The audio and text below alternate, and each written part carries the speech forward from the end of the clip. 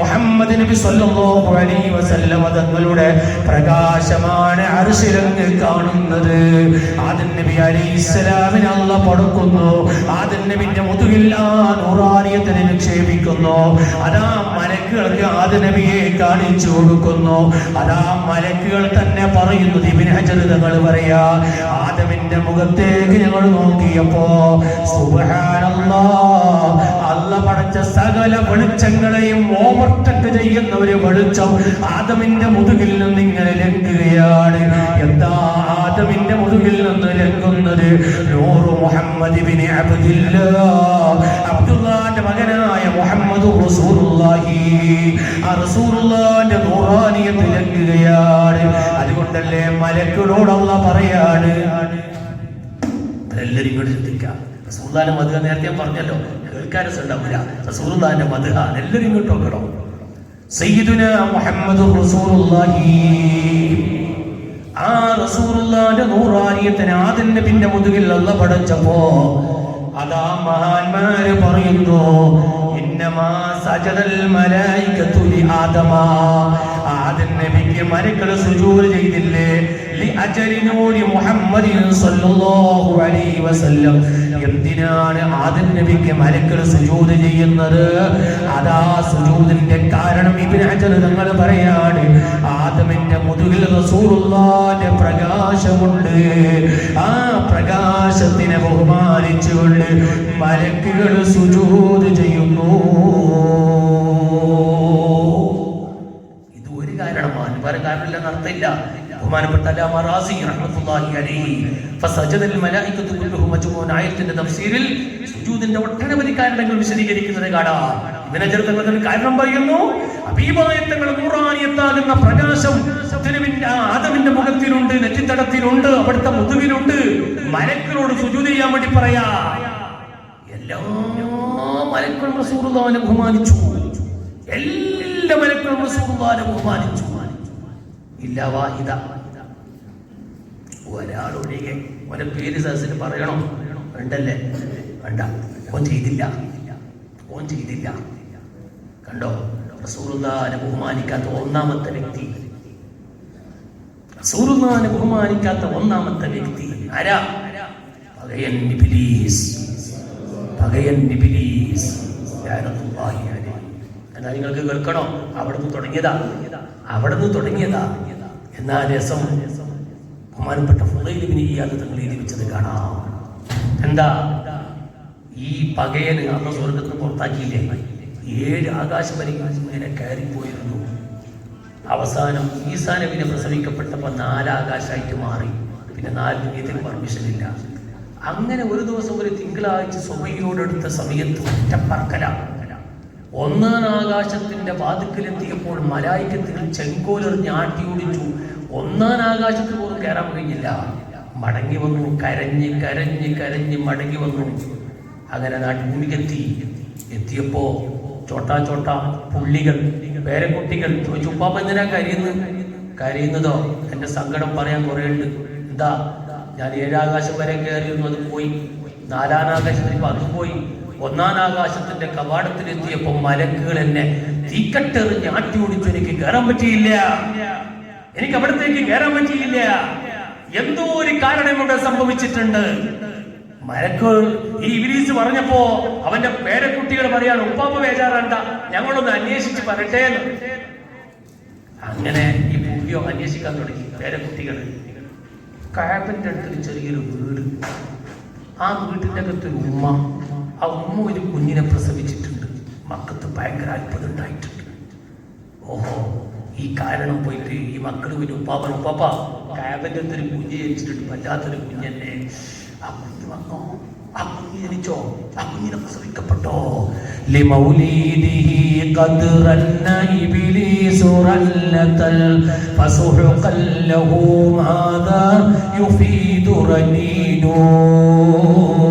ഹബീബായ തങ്ങൾ പ്രസവിച്ച അന്നത്തെ ദിവസം റസൂലുള്ളാഹി ജനിച്ചു എന്ന വാർത്ത കേട്ടപ്പോ ഇബ്ലീസ് ഇബിലീസ് പൊട്ടി പൊട്ടി പൊട്ടി പൊട്ടി കരയുകയാ.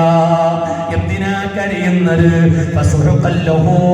ഒന്നാനാകാശത്തിന്റെ കവാടത്തിൽ നിന്ന് അവനെ ആട്ടി ഓടിക്കപ്പെട്ടു പോയി. കരഞ്ഞിട്ട് വല്ല ഫായിദയുമുണ്ടോ? കരഞ്ഞിട്ട് വല്ല ഫായിദയുമുണ്ടോ? അപ്പൊ റസൂലുള്ള ജനിച്ചു എന്ന വാർത്ത കേട്ടപ്പോ റസൂലുള്ളാഹിനെ പടച്ചു നൂറാനിയത്തിന് ആദം നബിയുടെ മുതുകിലങ്ങി വെച്ചപ്പോൾ അത് ബഹുമാനിക്കാൻ പറഞ്ഞപ്പോ ആ ബഹുമാനിക്കാത്ത ഇബ്ലീസ് റസൂലുള്ളാഹിനെ ലോകത്തേക്ക് അല്ലാഹു തആല പറഞ്ഞയച്ചപ്പോ ആമിന ഉമ്മ റളിയല്ലാഹു അൻഹ പ്രസവിച്ചപ്പോ ലോകത്ത് ആദ്യമായി പൊട്ടിക്കരഞ്ഞത് ആരാണ്? പകയൻ ഇബ്ലീസ് ലഅനത്തുല്ലാഹി അലൈഹി. റസൂലുള്ളാഹി ജനിച്ചപ്പോൾ ആദ്യം കരഞ്ഞവന് ഓന, സുജൂദ് ചെയ്യാത്തവന് ഓന. ഓന്റെ മക്കള് മെച്ചമാരുടെ കൂട്ടത്തിലുണ്ട്, ജിന്റെ കൂട്ടത്തിലുണ്ട്. ഇന്ന് ഓർക്ക് റബ്ബിൽ ഒരു വരുമ്പോ വല്ലാത്തൊരു ടെൻഷനാണ്. എങ്ങനെ മുടക്കും അറിയില്ല. എങ്ങനെയെങ്കിലും ഒരു മുടക്കണം, എങ്ങനെയെങ്കിലും ഒരു മുടക്കൽ. നിങ്ങൾ കണ്ടില്ലേ? ഞാനൊരു സ്ഥലത്ത് ഒരു പരിപാടിക്ക് പോയി. ഒരു മുടക്കുന്ന ഒരു ഗ്രൂപ്പാണ്.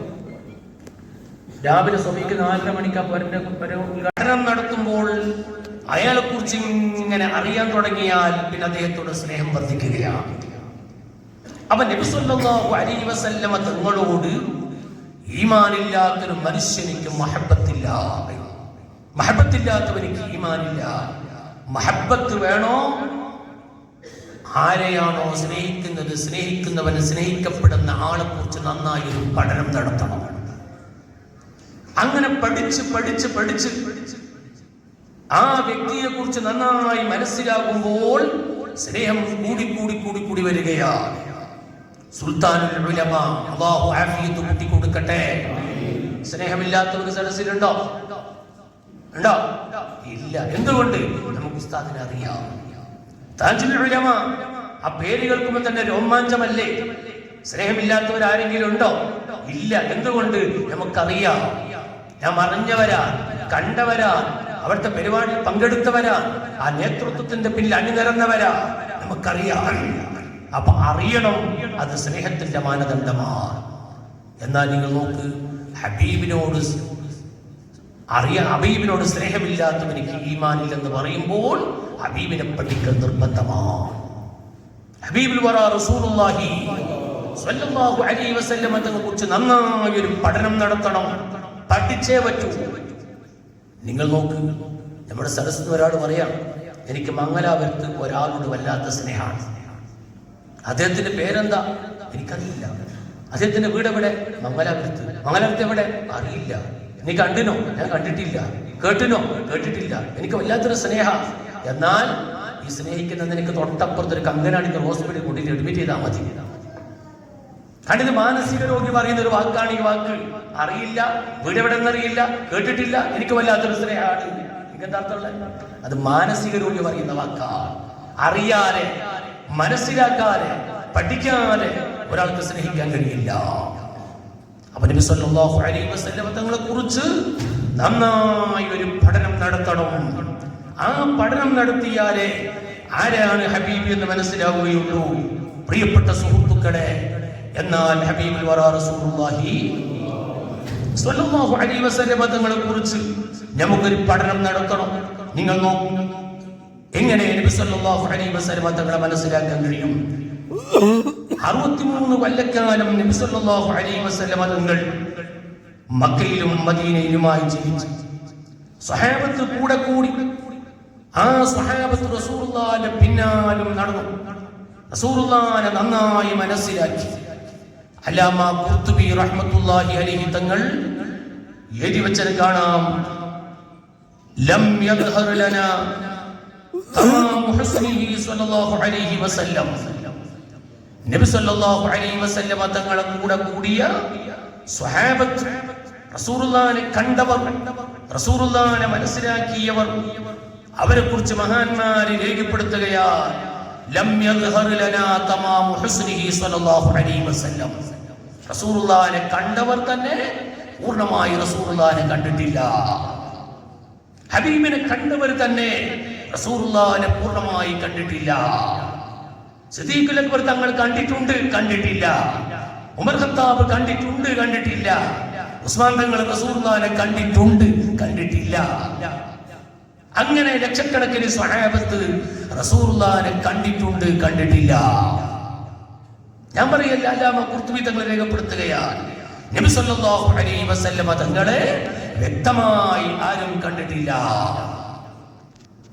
അതുകൊണ്ടല്ലേ നിങ്ങൾ നോക്ക്, സിദ്ദീഖ് തങ്ങളെ ചരിത്രം പറയുന്ന സ്ഥലത്ത് കാണാം, നബി സല്ലല്ലാഹു അലൈഹി വസല്ലമ തങ്ങളെ കൂടെ കൂടിയവരാണ് സിദ്ദീഖുൽ അക്ബർ തങ്ങൾ. ഹബീബായ തങ്ങളെക്കാൾ 2.5 വയസ്സ് കുറവാണ് സിദ്ദീഖ് തങ്ങൾക്ക്. റസൂലുള്ളാഹിന്റെ കൂടെ എപ്പോഴും കൂടെ തന്നെയാണ്. റസൂലുള്ളാഹിന്റെ കൂടെ സിദ്ദീഖ് തങ്ങൾ ഒരു വിഷയത്തിലില്ലെങ്കിൽ റസൂലുള്ളാഹിക്ക് സമാധാനമല്ല. അതുകൊണ്ടല്ലേ മക്കയിൽ നിന്ന് മദീനയിലേക്ക് ഹിജ്റ പോകുന്ന സമയത്ത് റസൂലുള്ളാഹിന്റെ യാത്ര റാഹത്താകണമെങ്കിൽ അത് സിദ്ദീഖ് തങ്ങൾ വേണം. അതുകൊണ്ടല്ലേ സിദ്ദീഖ് തങ്ങളെ യാത്രയിൽ കൂട്ടുന്നു. റസൂലുള്ളാഹിന്റെ എല്ലാ സ്ഥലത്തും സിദ്ദീഖ് തങ്ങളുണ്ട്.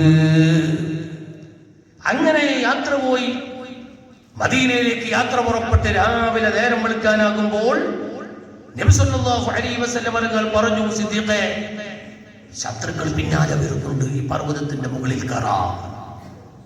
സിദ്ദീഖ് തങ്ങൾ മുമ്പിൽ കയറി, പിന്നിൽ റസൂലുള്ളാഹി സ്വല്ലല്ലാഹു അലൈഹി വസല്ലം തങ്ങൾ കയറി. സിദ്ദീഖ് ഇങ്ങനെ തിരിഞ്ഞ് നോക്കി കയറാൻ. 2.5 വയസ്സ് കുറവാണ്.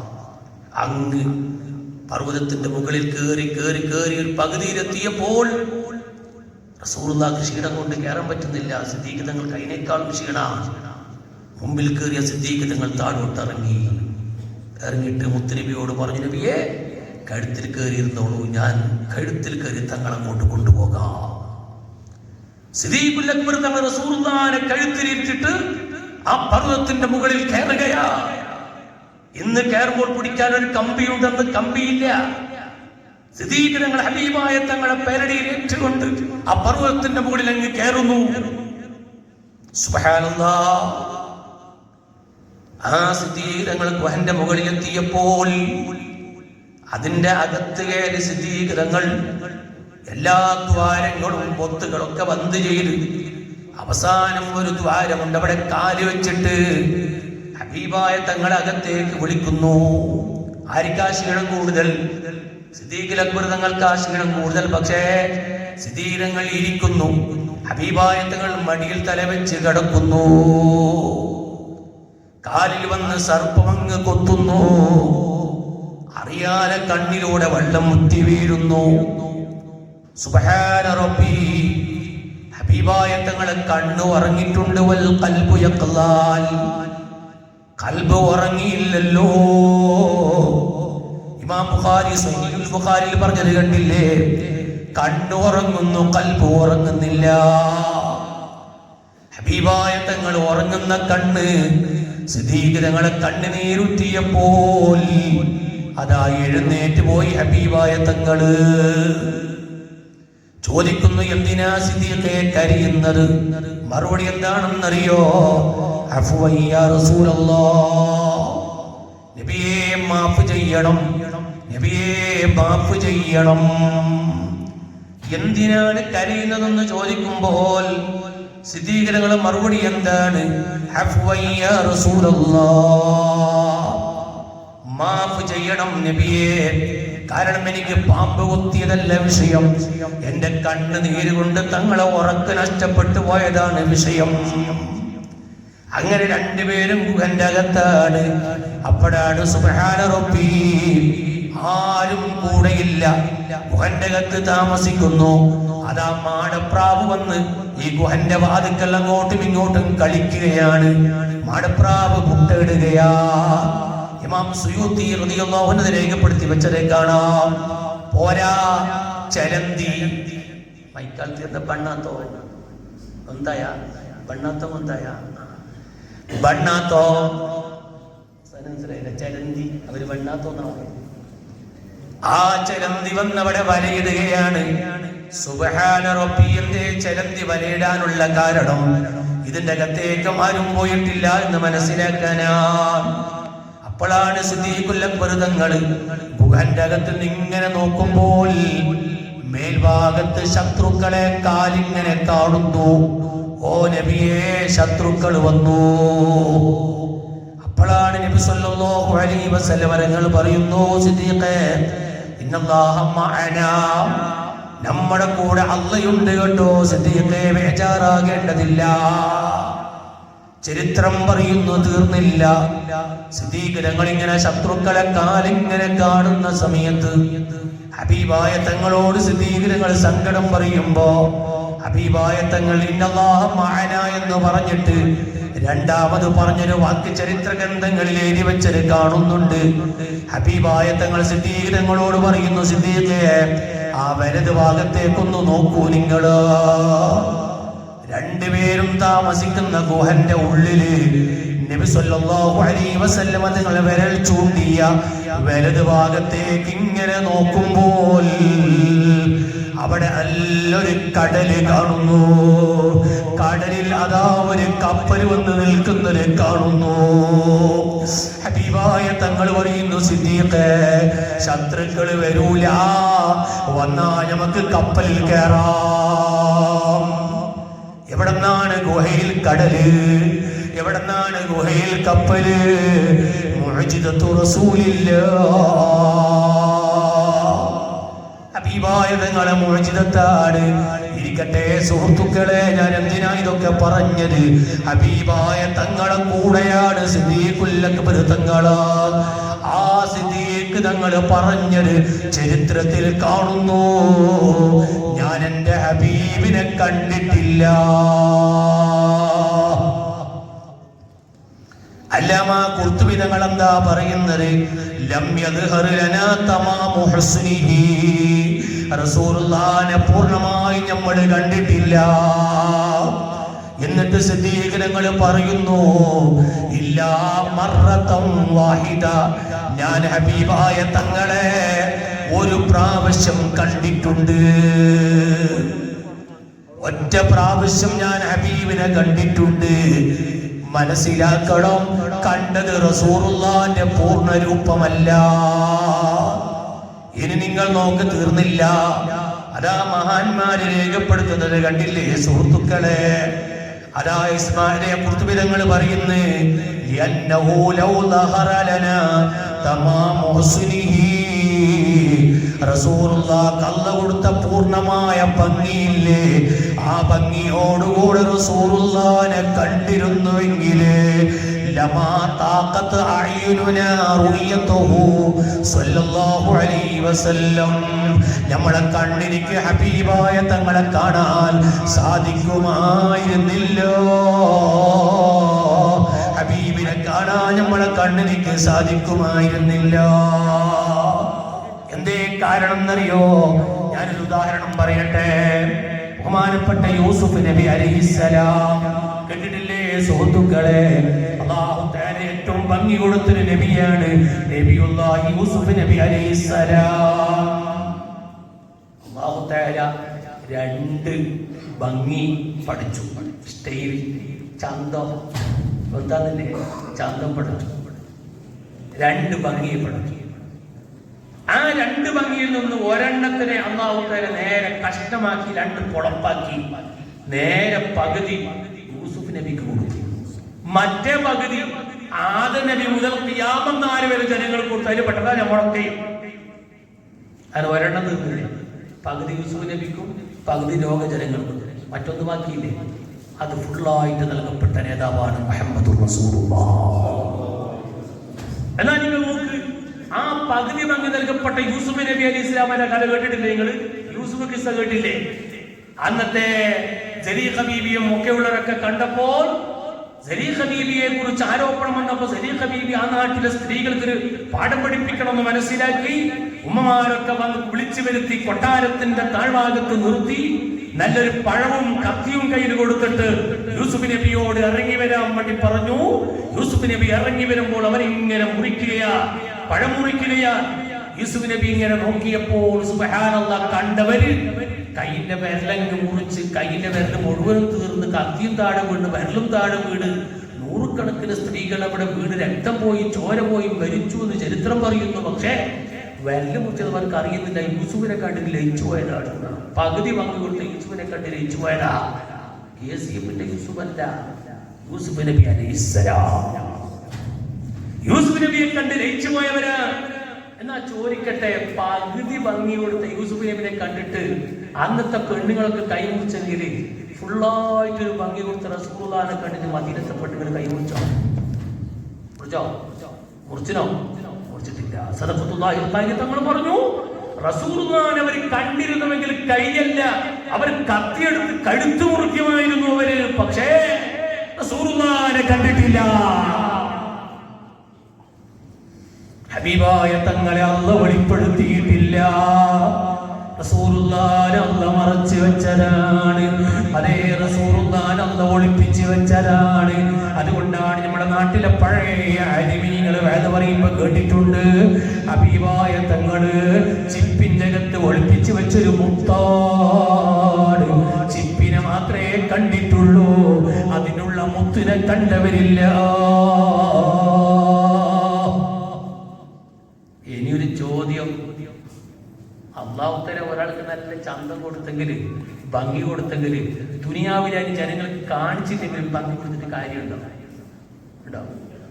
നമ്മളിപ്പോ ഭംഗിയില്ലെങ്കിൽ നല്ല സ്റ്റൈലാക്കണം ഉഷാറല്ലേ? നമ്മള് നല്ലത് പോയിട്ടൊന്ന് പഠിച്ചെന്ന് നല്ല മേക്കപ്പ് എല്ലാക്കി ഉമ്മമാരുണ്ടാവും. ഓരോരുത്തർ ഉഷാറ് മേക്കപ്പ് ഇടാൻ ലോകത്ത് വരാനുണ്ടാവില്ല.